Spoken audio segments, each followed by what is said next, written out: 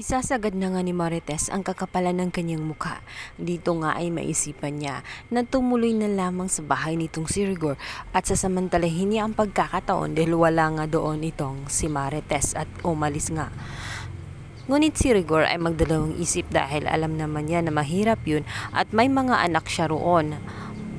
Ngunit walang magagawa itong si Rigor sapagkat igigil trip nga siya nitong si Lena. Sasabihin nito kunwari na uuwi na lang sa probinsya at magpakalayo-layo na lamang sa kanya.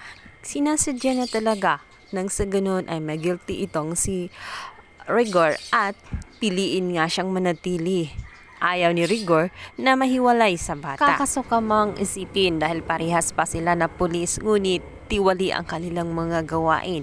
Itong si Lena, kinakaril na talaga ang kanyang pagiging other woman dahil itutuloy niya hanggang sa bahay ng kanyang kinakalantaring lalaki. Kinaumagahan, magugulat nga ang mga anak nitong si Rigor kung bakit naroon itong si Lena.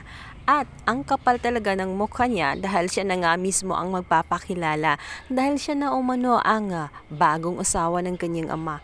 Magugulat ang lahat at mas lalo silang magugulat dahil biglang babalik itong si Marites. At dito nga ay walang awang pagsasabunutan ni Marites itong si Lena.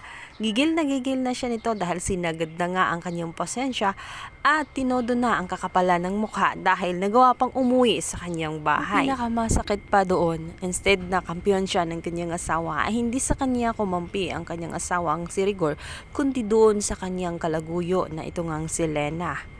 Sinabi nito na hindi niya maaaring saktan at pagsasampalin itong si Lena dahil nagdadalang tao siya at anak niya ang dinadala ni Lena. Proud na proud pa si Rigor sa kanyang kasamaang ginagawa.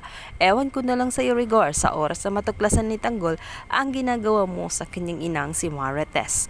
Tiyak na sa kangkungan ka na nga pupulutin.